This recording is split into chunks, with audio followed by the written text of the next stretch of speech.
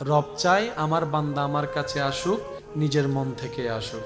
আমার বান্দা আমাকে ডাকুক, খুশি মনেই আমাকে ডাকুক। আমি আল্লাহ আমার বান্দার উপর যদি জোর করে ইবাদত করাতাম, ফজরের নামাজ না পড়লে ফেরেশতা দিয়ে পিটাই পিটাই ঘুম থেকে তুলে আমি নামাজ পড়াতাম। আমার বান্দাকে যদি চাইতাম সে জোর করে আমার সাথে ইবাদত করুক, আমার ইবাদত করুক, জোহরের নামাজ না পড়লে, জোহরের নামাজ না পড়লে আমি বাট্টাই বন্ধ করে দিতাম। কিন্তু আমি আল্লাহ বাতও বন্ধ করি নাই, নিঃশ্বাসও বন্ধ করি নাই, ইনকামও বন্ধ করি নাই, ঘুমটাও বন্ধ করে দিই নাই, আরামটাও বন্ধ করে দিই নাই, শান্তিও বন্ধ করে দিই নাই। বান্দা আমি জোর করব না, আমি আল্লাহ আছি তাকিয়ে। কে নিজে থেকে আমার কাছে আসে, দিল থেকে আমাকে একবার ডাকে, আমি তাদের দিকে তাকিয়ে থাকি। তবে বান্দা এতটুক মনে রাখিও, তুমি যদি অন্তর থেকে আমি রবের দিকে এক কদম আসো, আমি আল্লাহ খুশি হয়ে 10 কদম তোমার দিকে এগিয়ে যাব। এই সুযোগ কি একজনের না সবার? সুযোগ নিচ্ছি না, দোষ কাদের? একটু নিজের দোষটা বলি। সুযোগ নিচ্ছি না, দোষ কাদের? সুযোগ কাজে লাগাতে পারছি না, দোষ কাদের? ব্যর্থতা কাদের? সেজন্য অশান্তিও আমাদের। মনে রাখবেন ভাই, মনে রাখবেন, আমাদের শুধু একটাই কাজ, যেমনি হোক যে কোনো কৌশলে রহমতের ছায়া তলে নিজেকে রাখার চেষ্টা করা, আর কোনো কাজ নেই। আমরা যা চাচ্ছি তার চাইতে বেশি আল্লাহ আমাদেরকে দিয়েছেন। এই পর্যন্ত আমি, আপনি, আমরা সত্যি করে বলেন যা পাইছি এগুলা কি নিজের যোগ্যতা কর্ম দিয়ে পেয়েছি নাকি আল্লাহর দয়ায়? আমরা যা পেয়েছি, আমাদের যা আছে, একটাও আমাদের অর্জন নয়, সবকিছুই হচ্ছে রব্বুল আলামিনের দয়া। আর দয়া পাইলে শুকরিয়া করতে হয়, বুক ফুলায় কথা বলার অধিকার নাই। সেজন্যই তো রব বলে, তুই যে অহংকার করিস, তোর আছে কি বান্দা? তোর সম্পদ আমি রবের দান, তোর জ্ঞান আমি রবের দান, তোর সৌন্দর্য আমি রবের দান, তোর সন্তান আমি রবের দান, তোর মা বাবা আমি রবের দান। বান্দারে তোর সারা শরীরে যা আছে দেহ সবই তো আমি রবের দান, তোর জানটাও তো আমি রবের দান। অহংকার করা যাবে না, বলেন সুবহানাল্লাহ। এবার বুঝতে পেরেছেন কেন অহংকার পতনের মূল? অহংকারকে পতনের মূল কেন বলা হয়? এই একটাই কারণে, রব বলে যে তুই যদি কামাস তুই অহংকার কর। এবার বান্দা বলে যে আল্লাহ আমি কামাইছি তো। রব বলে যে কেমনে কামাইছস? আল্লাহ আমি ওই 12 ঘন্টা অন ডিউটি করছি, 6 ঘন্টা ওভার টাইম করছি, আমি করছি, ঘাম আমি ঝাড়াইছি, সব আমি করছি, টাকাও আমি কামাইছি। রব বলে যে তুই যে পা দিয়ে হেঁটে হেঁটে গিয়েছিস কাজে, ওইটা আমি রবের দেওয়া পা। রব বলে বান্দা যে চোখ দিয়ে তুই দেখে দেখে গেছস ওইটাও আমার দেওয়া। তুই যে ব্রেন খাটায় কাজ করছস সেটাও আমার দেওয়া। ঠিক আছে, আমার দেওয়াগুলো আমারে দিয়ে দে, তোর কামানো নিয়ে তুই থাক। এবার দিতে দিতে দিতে দিতে দিতে বান্দা দেখে কামানো আর কামানো নাই। রব বলে যে তোর চোখ 2টা আমারে দিয়ে দে। রব যখন 2টা চোখ নিয়ে নিয়েছে, পরের দিন আর বসে চাকরি দেন, কয় বাইরে 2টা পয়সার আমাদের দাম। সেজন্য রব বলে অহংকারকারী হইও না বান্দা, যদি বুদ্ধিমান হও শুকরিয়া আদায়কারী হও। এবার ইসলামের সৌন্দর্যটা খেয়াল করেন। রব বলে আমি যা দিয়েছি, যা তোমরা পেয়েছ, যদি অহংকার করো ধ্বংস হবে নিশ্চিত, যদি শুকরিয়া করো বেড়ে যাবে নিশ্চিত। পয়েন্টটা একটু বুঝার চেষ্টা করব। আল্লাহ আমাদেরকে বলছেন যা তোমাদেরকে আমি আল্লাহ দিয়েছি তা তোমাদের অর্জন নয়, আমি রবের দান, আমি রবের দয়া। যদি সেটা পেয়ে সমাজে, এলাকায়, পরিবারে অহংকার করো তুমি পতনে যাবা। যদি বিনয়ী হয়ে শুকরিয়া করো, যা দিয়েছি লা আজিদান্নাকুম, বাড়িয়ে দেব, এটাই আমি রবের ওয়াদা। এবার সিদ্ধান্ত আপনার আমার আমাদের, আমরা কি লস চাই নাকি লাভ চাই, ধ্বংস হতে চাই নাকি টিকে থাকতে চাই, এটা আপন আপন মানুষের সিদ্ধান্ত। আমরা কি নিচের দিকে যেতে চাই নাকি উপরের দিকে উঠতে চাই, যার যার সিদ্ধান্ত। কিন্তু ফর্মুলা একটাই, রব বলে তুমি যদি নিচে যেতে চাও অহংকার করো, তুমি যদি ধ্বংস হতে চাও হিংসা করো, তুমি যদি নিজেকে অপদস্থ করতে চাও, লাঞ্ছিত করতে চাও, তাহলে তুমি লোভ করো।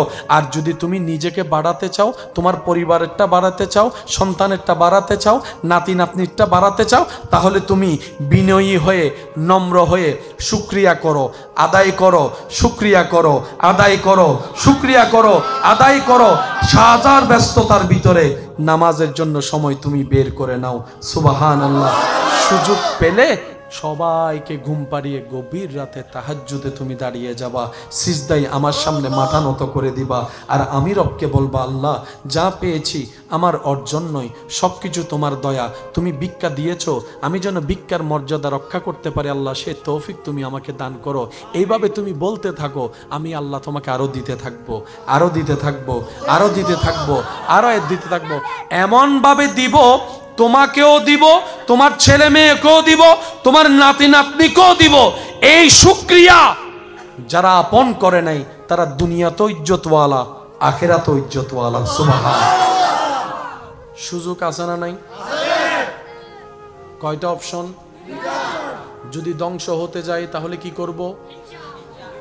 হিংসা এবং অহংকার। বলেন, যদি ধ্বংস হতে চাই তাহলে কি করব? হিংসা এবং। আর যদি নিজেকে উপরে তুলতে চাই তাহলে কি করতে হবে? শুকরিয়া। কি করতে হবে? শুকরিয়া। বলেন কি? এই পর্যন্ত আমরা কোনটা বেশি করছি, শুকরিয়া নাকি হিংসা অহংকার? এই পর্যন্ত আমরা কোনটা বেশি করছি?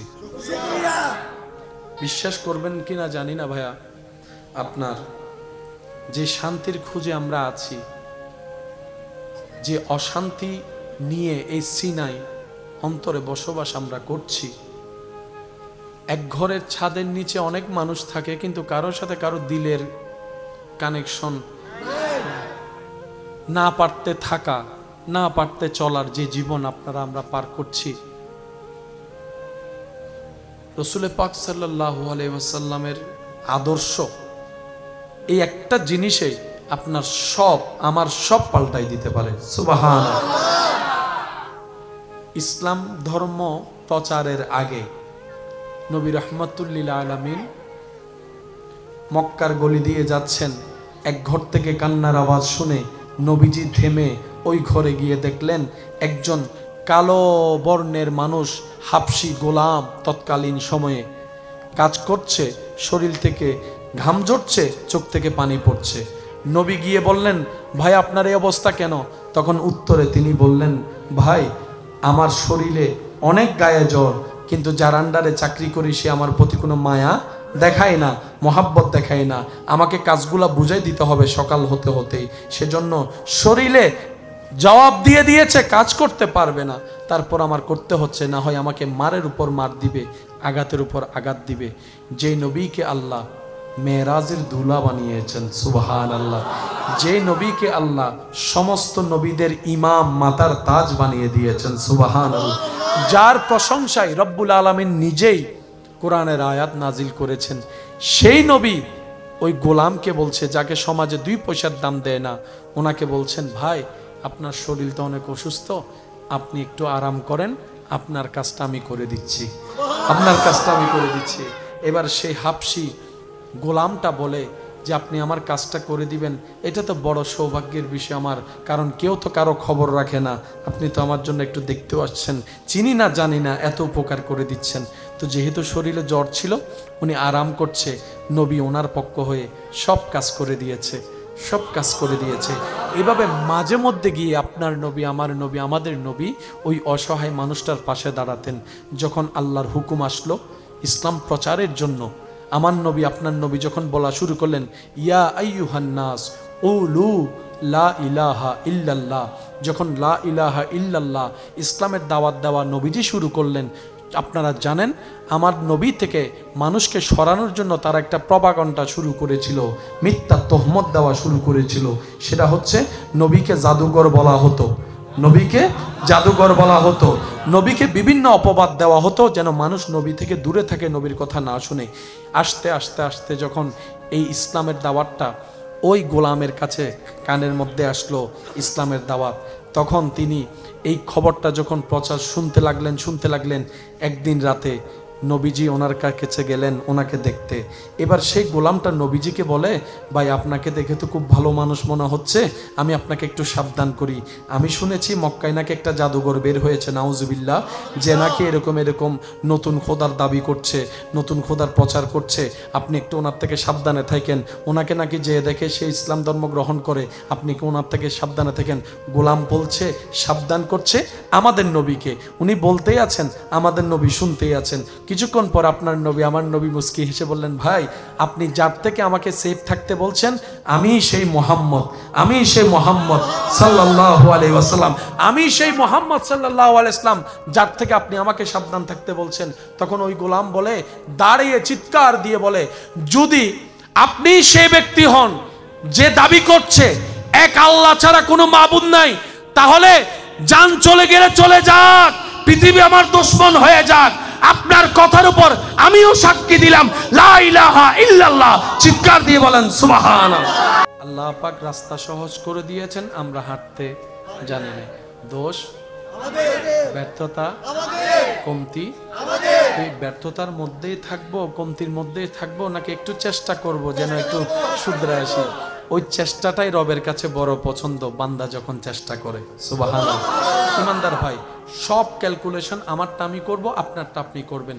জান্নাতে যাওয়ার জন্য নেক আমলের দরকার আছে না নাই? নেক আমলের ভিতরে নামাজ, রোজা, হজ, যাকাত, তাসবিহ, তাহলিল, বিভিন্ন সেক্টরের ইবাদত আছে না নাই? আমরা যাই ইবাদত করি জান্নাতে যাওয়ার মতো আশা রেখেই তো করি।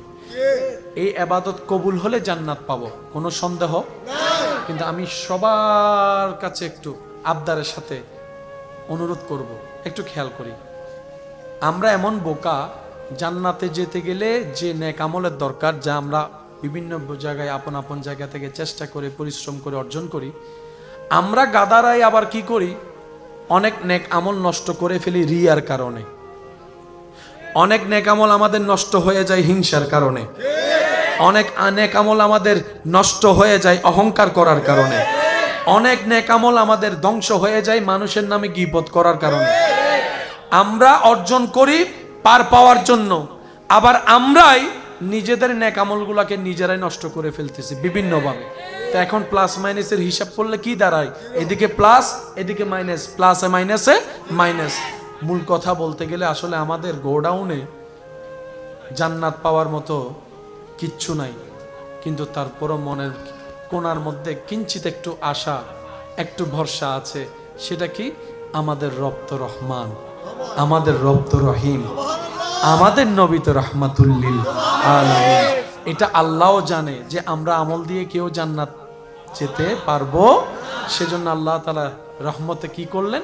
আল্লাহ পাক বলে যে কোন রকম ঈমানটা শক্ত করে ধরে রাখো, নেক আমল করার চেষ্টা করিও যতক্ষণ তোমার নিঃশ্বাস চলবে। সুবহানাল্লাহ।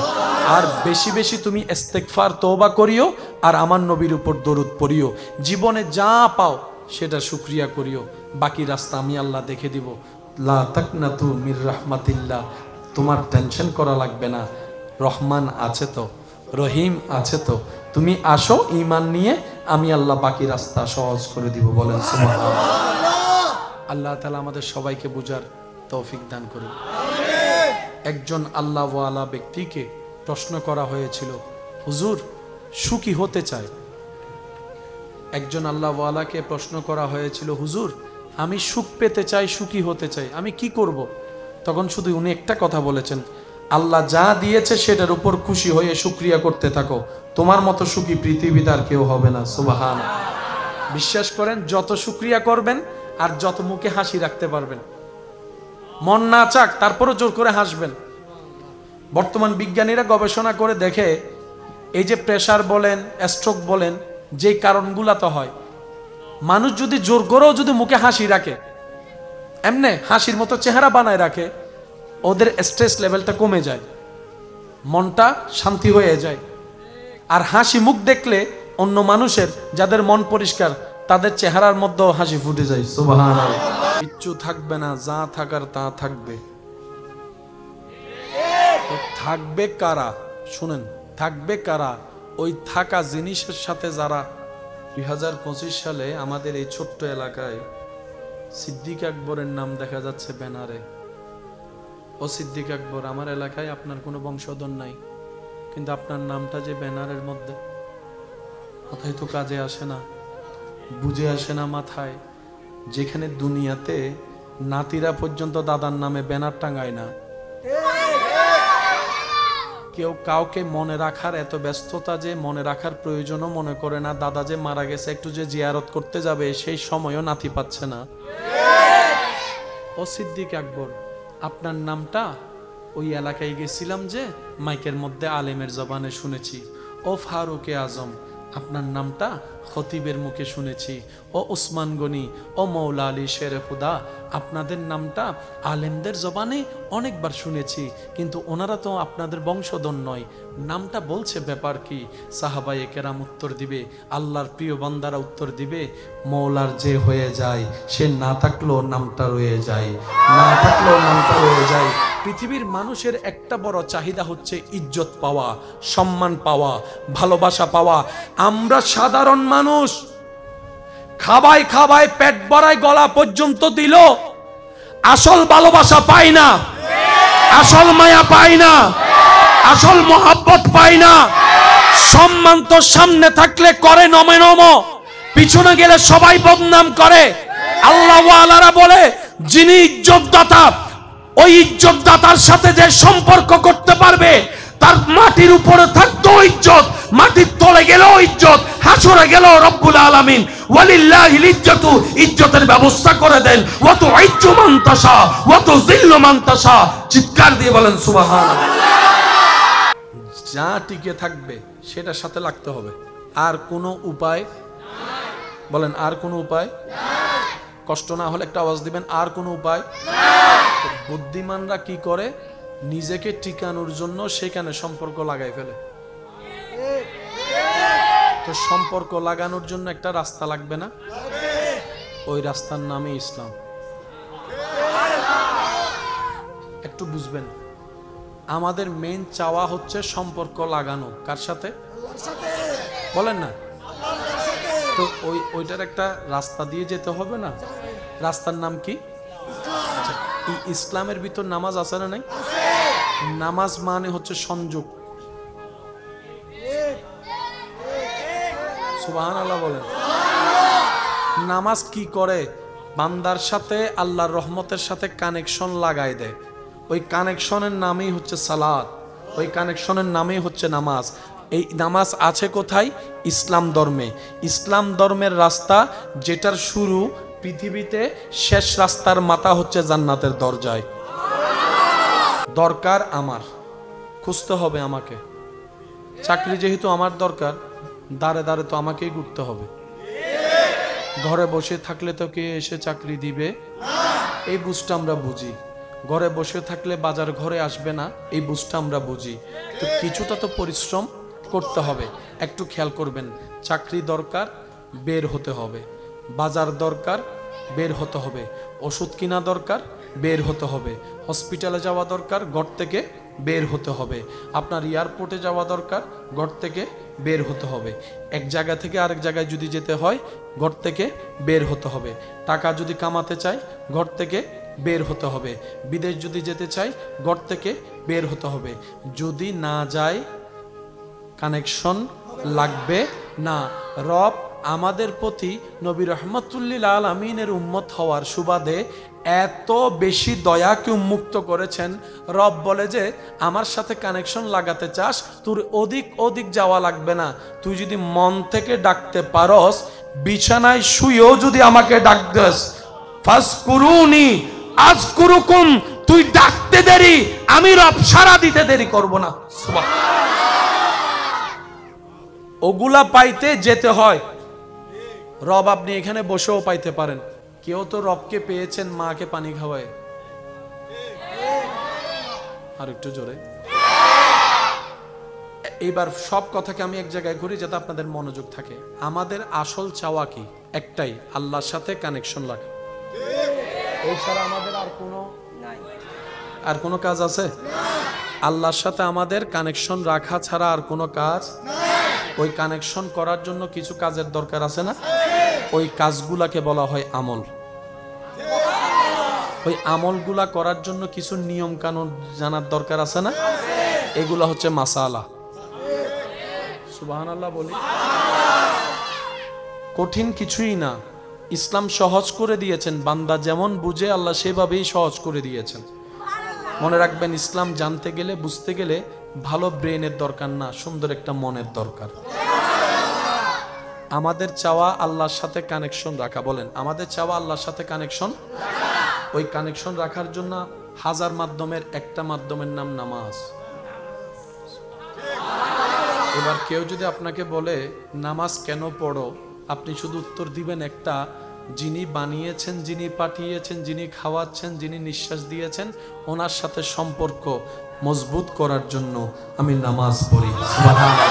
কেউ যদি আপনার সমীপে জানতে চায় তোর ঘরে এত খাবার থাকার পরও রমজান মাস আসলে তুই সকাল 10টায় কেন ক্ষুধার যন্ত্রণার কষ্ট সহ্য করস, দুপুর 2টায় পানি থাকার পরও কেন পানি খাস না, তুই বিকাল 3টা বাজে তোর পেটে যাচ্ছে ক্ষুধায়, তারপরও তুই ফ্রিজ থেকে বের করে খাবার খাচ্ছস না, ক্ষুধার যন্ত্রণা কেন সহ্য করছস, আপনি শুধু একটাই উত্তর দিবেন, আমার মৌলার সাথে, আমার রবের সাথে কানেকশন মজবুত করার জন্য, কানেকশন মজবুত করার জন্য।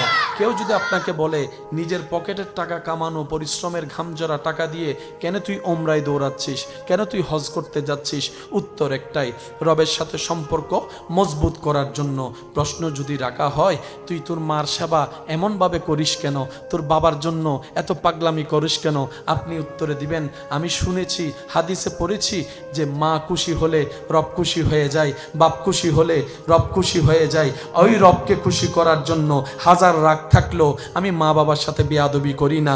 মানুষ হিসেবে রাগ থাকে, কিন্তু আমি মার সামনে রাগ কন্ট্রোল করি, বাবার সামনে মেজাজ কন্ট্রোল করি, জবানকে কন্ট্রোল করি, চোখকে নিচে রাখি, আদবকে দেখাই, শুধু আমার মৌলাকে খুশি করার জন্য, আমার রবকে খুশি করার জন্য।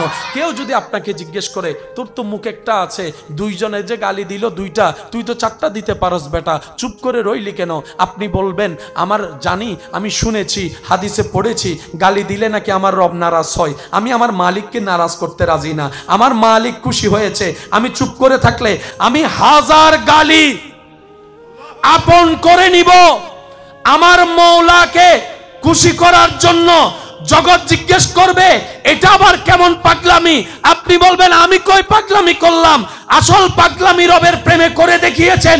নবী ইব্রাহিম আলাইহিস সালাম আগুনের সামনে রাখার পরও রবের জন্য হাসি মুখে আগুনে পড়তে রাজি হয়েছে। আমাদের একটাই কাজ, যেমনে পারি তেমনে যিনি পাঠাইছে ওনার সাথে সম্পর্ক,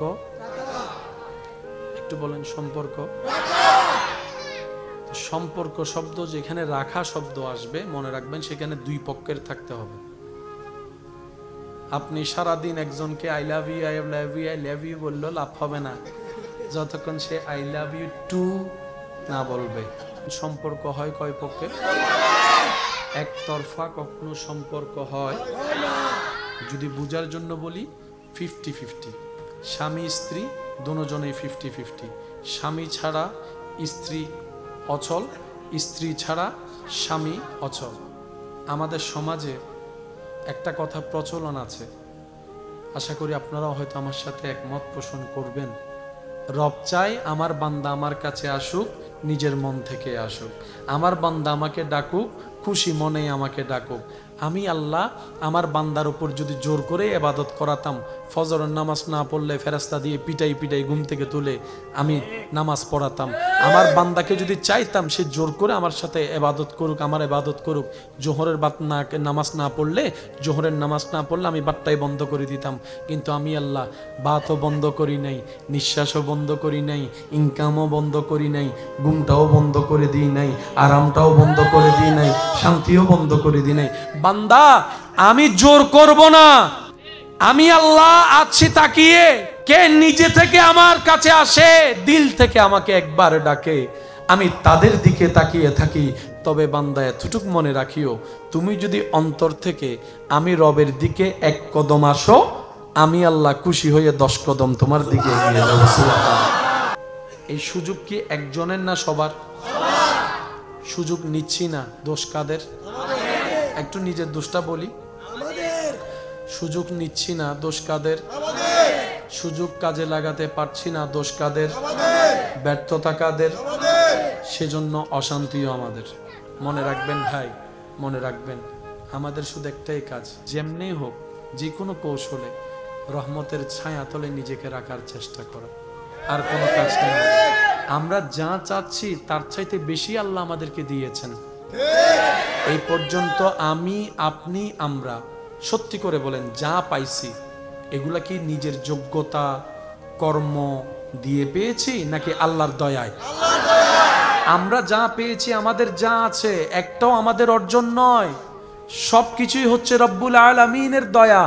আর দয়া পাইলে শুকরিয়া করতে হয়, বুক ফুলায় কথা বলার অধিকার নাই। সেজন্যই তো রব বলে, তুই যে অহংকার করিস, তোর আছে কি বান্দা? তোর সম্পদ আমি রবের দান, তোর জ্ঞান আমি রবের দান, তোর সৌন্দর্য আমি রবের দান, তোর সন্তান আমি রবের দান, তোর মা বাবা আমি রবের দান। বান্দারে, তোর সারা শরীরে যা আছে দেহ সবই তো আমি রবের দান, তোর জানটাও তো আমি রবের দান। অহংকার করা যাবে না, বলেন সুবহানাল্লাহ। এবার বুঝতে পেরেছেন কেন অহংকার পতনের মূল? অহংকারকে পতনের মূল কেন বলা হয়?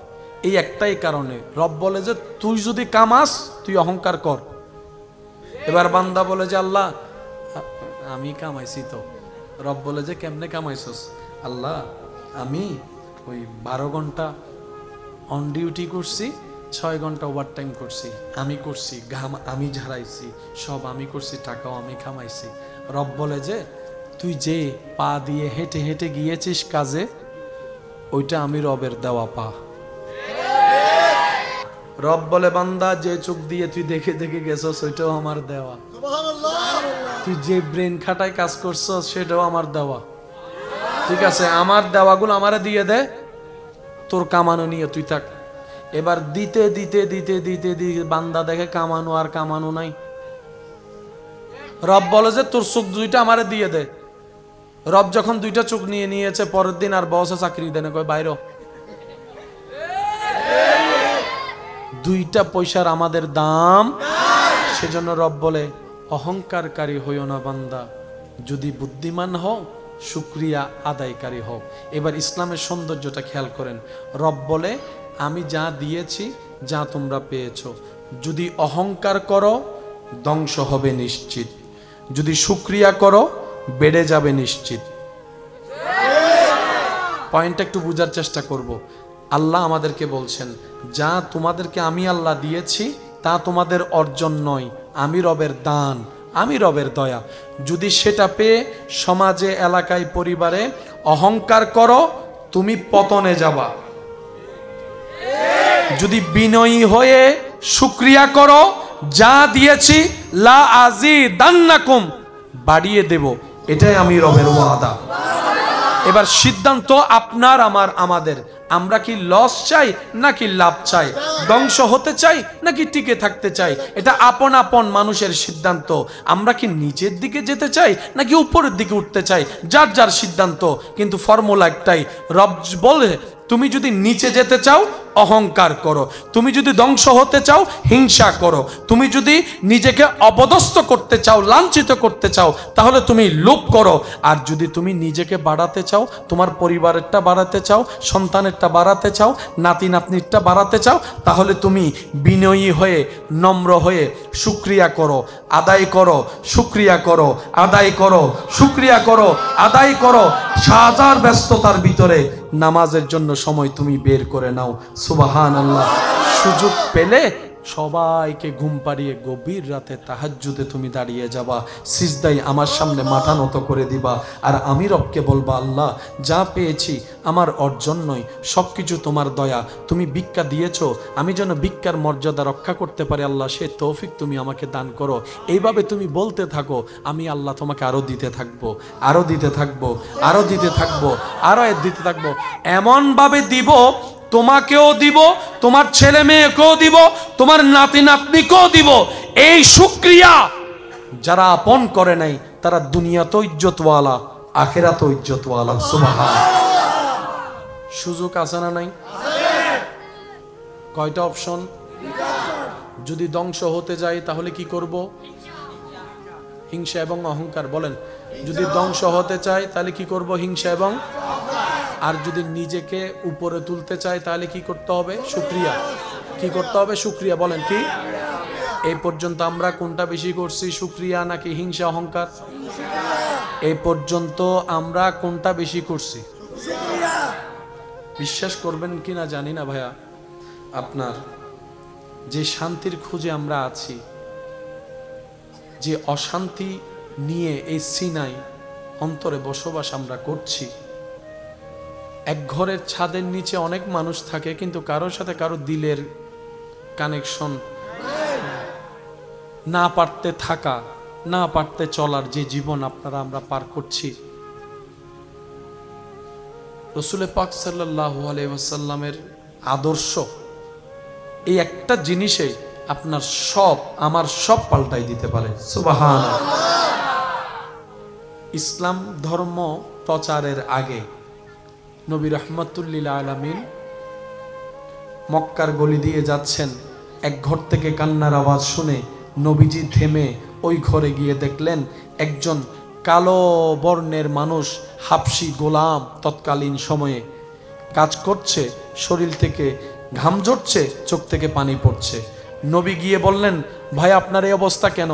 তখন উত্তরে তিনি বললেন, ভাই আমার শরীরে অনেক গায়ে জ্বর, কিন্তু যার আন্ডারে চাকরি করি সে আমার প্রতি কোনো মায়া দেখায় না, মহাব্বত দেখায় না, আমাকে কাজগুলা বুঝাই দিতে হবে সকাল হতে হতেই, সেজন্য শরীরে জবাব দিয়ে দিয়েছে, কাজ করতে পারবে না, তারপর আমার করতে হচ্ছে, না হয় আমাকে মারের উপর মার দিবে, আঘাতের উপর আঘাত দিবে। যে নবীকে আল্লাহ মেরাজের দুলা বানিয়েছেন, সুবহানাল্লাহ, যে নবীকে আল্লাহ সমস্ত নবীদের ইমাম, মাতার তাজ বানিয়ে দিয়েছেন, সুবহানাল্লাহ, যার প্রশংসায় রব্বুল আলামিন নিজেই কোরআনের আয়াত নাজিল করেছেন, সেই নবী ওই গোলামকে বলছে, যাকে সমাজে 2 পয়সার দাম দেয় না, ওনাকে বলছেন, ভাই আপনার শরীর তো অনেক অসুস্থ, আপনি একটু আরাম করেন, আপনার কাজটা আমি করে দিচ্ছি, আপনার কাজটা আমি করে দিচ্ছি। এবার সেই হাবশি গোলামটা বলে যে আপনি আমার কাজটা করে দিবেন, এটা তো বড় সৌভাগ্যের বিষয় আমার, কারণ কেউ তো কারো খবর রাখে না, আপনি তো আমার জন্য একটু দেখতেও আসছেন, চিনি না জানি না, এত উপকার করে দিচ্ছেন। তো যেহেতু শরীরে জ্বর ছিল, উনি আরাম করছে, নবী ওনার পক্ষ হয়ে সব কাজ করে দিয়েছে, সব কাজ করে দিয়েছে। এভাবে মাঝে মধ্যে গিয়ে আপনার নবী, আমার নবী, আমাদের নবী ওই অসহায় মানুষটার পাশে দাঁড়াতেন। যখন আল্লাহর হুকুম আসলো ইসলাম প্রচারের জন্য, আমার নবী, আপনার নবী যখন বলা শুরু করলেন, ইয়া আইয়ুহান নাস কুলু লা ইলাহা ইল্লাল্লাহ, যখন লা ইলাহা ইল্লাল্লাহ ইসলামের দাওয়াত দেওয়া নবীজি শুরু করলেন, আপনারা জানেন আমার নবী থেকে মানুষকে সরানোর জন্য তারা একটা প্রপাগান্ডা শুরু করেছিল, মিথ্যা তহমত দেওয়া শুরু করেছিল। সেটা হচ্ছে নবীকে জাদুকর বলা হতো, নবীকে জাদুকর বলা হতো, নবীকে বিভিন্ন অপবাদ দেওয়া হতো যেন মানুষ নবী থেকে দূরে থাকে, নবীর কথা না শুনে। আস্তে আস্তে আস্তে যখন এই ইসলামের দাওয়াতটা ওই গোলামের কাছে কানের মধ্যে আসলো, ইসলামের দাওয়াত, তখন তিনি এই খবরটা যখন প্রচার শুনতে লাগলেন, একদিন রাতে নবীজি ওনার কাছে গেলেন ওনাকে দেখতে। এবার সেই গোলামটা নবীজিকে বলে, ভাই আপনাকে দেখে তো খুব ভালো মানুষ মনে হচ্ছে, আমি আপনাকে একটু সাবধান করি, আমি শুনেছি মক্কায় নাকি একটা জাদুঘর বের হয়েছে, নাউজুবিল্লাহ, যে নাকি এরকম এরকম নতুন খোদার দাবি করছে, নতুন খোদার প্রচার করছে, আপনি একটু ওনার থেকে সাবধানে থাকেন, ওনাকে নাকি যে দেখে সে ইসলাম ধর্ম গ্রহণ করে, আপনি কি ওনার থেকে সাবধানে থাকেন। গোলাম বলছে, সাবধান করছে আমাদের নবীকে, উনি বলতেই আছেন, আমাদের নবী শুনতেই আছেন। কিছুক্ষণ পর আপনার নবী, আমার নবী মুস্কি হেসে বললেন, ভাই আপনি যার থেকে আমাকে সেফ থাকতে বলছেন, আমি সেই মোহাম্মদ, আমি সেই মোহাম্মদ সাল্লাল্লাহু আলাইহি ওয়াসাল্লাম, আমি সেই মোহাম্মদ সাল্লাল্লাহু আলাইহি ওয়াসাল্লাম, যার থেকে আপনি আমাকে সাবধান থাকতে বলছেন। তখন ওই গোলাম বলে, দাঁড়িয়ে চিৎকার দিয়ে বলে, যদি আপনি সেই ব্যক্তি হন যে দাবি করছে এক আল্লাহ ছাড়া কোনো মাবুদ নাই, তাহলে জান চলে গেলে চলে যাক, পৃথিবী আমার দুশমন হয়ে যাক, আপনার কথার উপর আমিও সাক্ষী দিলাম, লা ইলাহা ইল্লাল্লাহ। চিৎকার দিয়ে বলেন সুবহানাল্লাহ। আল্লাহ পাক রাস্তা সহজ করে দিয়েছেন, আমরা হাঁটতে জানি না। দোষ আমাদের, ব্যর্থতা আমাদের, কমতি আমাদের। এই ব্যর্থতার মধ্যেই থাকবো, কমতির মধ্যেই থাকবো, নাকি একটু চেষ্টা করব যেন একটু শুধরে আসি? ওই চেষ্টাটাই রবের কাছে বড় পছন্দ, বান্দা যখন চেষ্টা করে। সুবহানাল্লাহ। ইমানদার ভাই, সব ক্যালকুলেশন আমারটা আমি করব, আপনারটা আপনি করবেন। জান্নাতে যাওয়ার জন্য নেক আমলের দরকার আছে না নাই? নেক আমলের ভিতরে নামাজ, রোজা, হজ, যাকাত, তাসবিহ, তাহলিল, বিভিন্ন সেক্টরের ইবাদত আছে না নাই? আমরা যাই ইবাদত করি জান্নাতে যাওয়ার মতো আশা রেখেই তো করি। এই ইবাদত কবুল হলে জান্নাত পাবো, কোনো সন্দেহ নাই।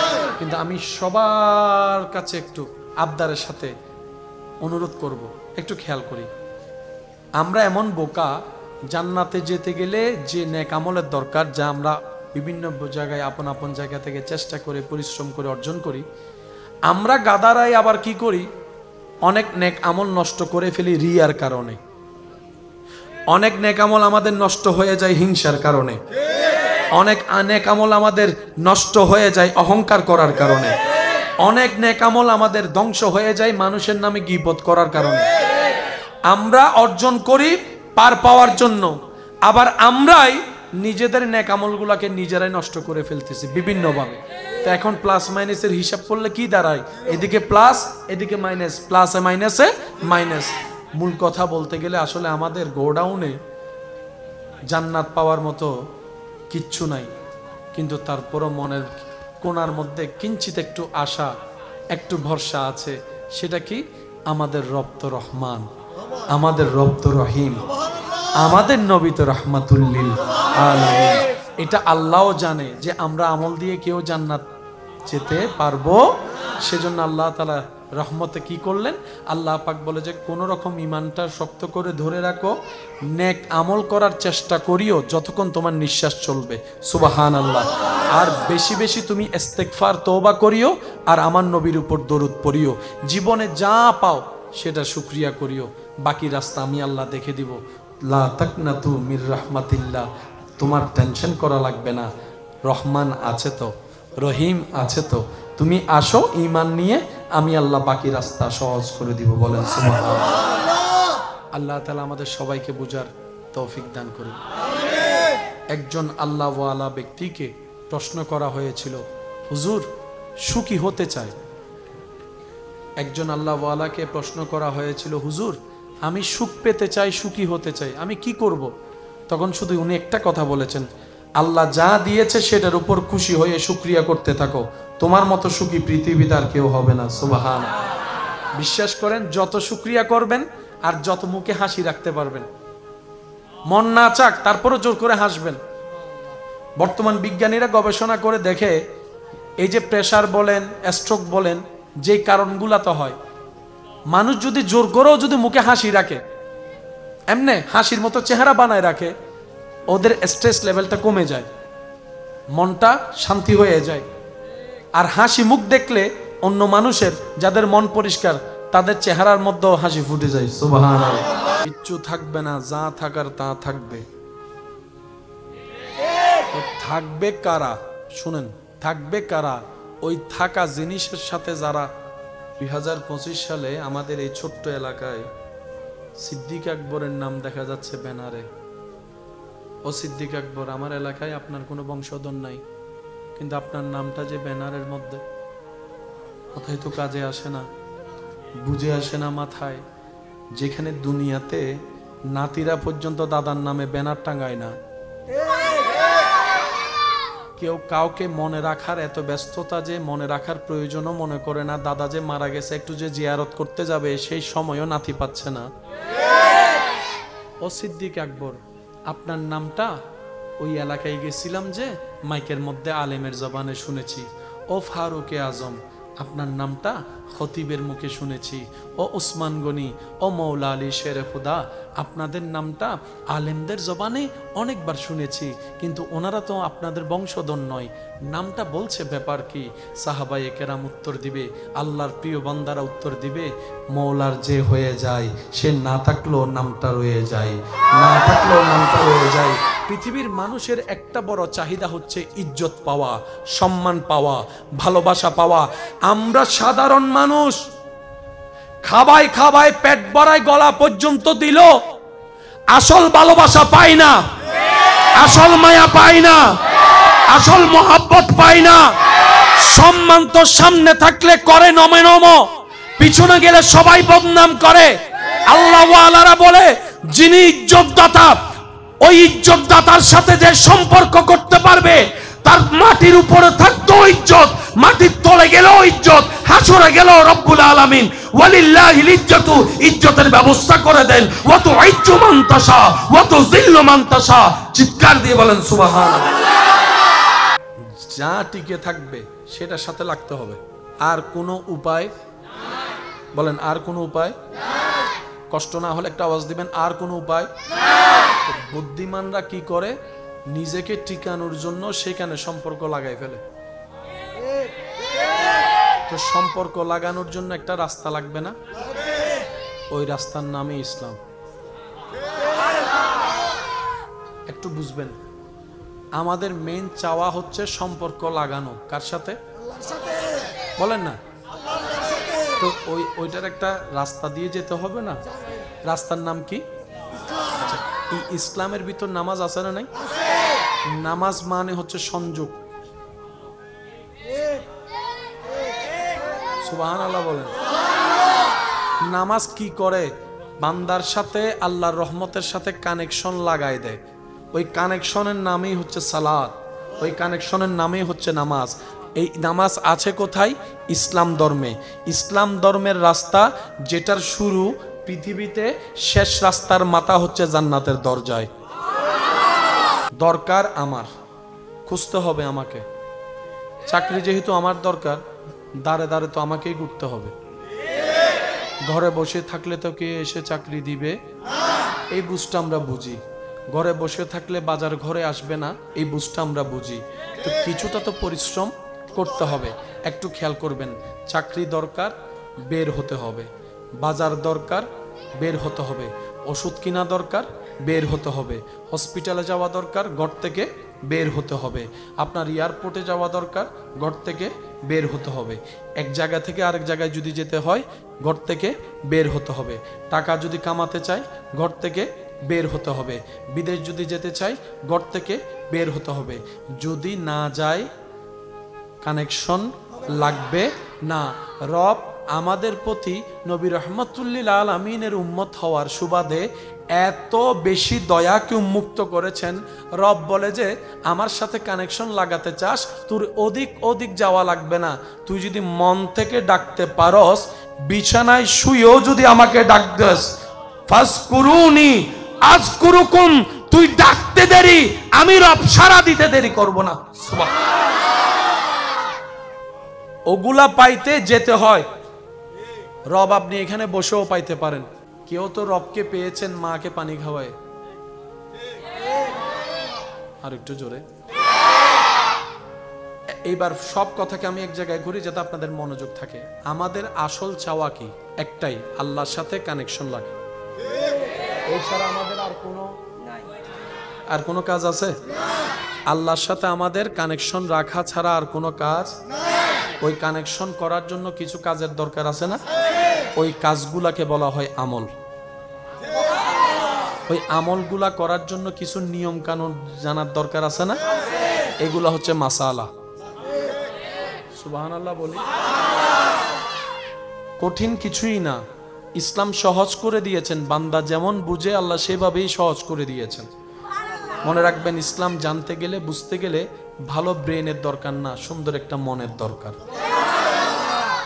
আমাদের চাওয়া আল্লাহর সাথে কানেকশন রাখা। বলেন, আমাদের চাওয়া আল্লাহর সাথে কানেকশন। ওই কানেকশন রাখার জন্য হাজার মাধ্যমের একটা মাধ্যমের নাম নামাজ। এবার কেউ যদি আপনাকে বলে নামাজ কেন পড়ো, আপনি শুধু উত্তর দিবেন একটা, যিনি বানিয়েছেন, যিনি পাঠিয়েছেন, যিনি খাওয়াচ্ছেন, যিনি নিঃশ্বাস দিয়েছেন, ওনার সাথে সম্পর্ক মজবুত করার জন্য আমি নামাজ পড়ি।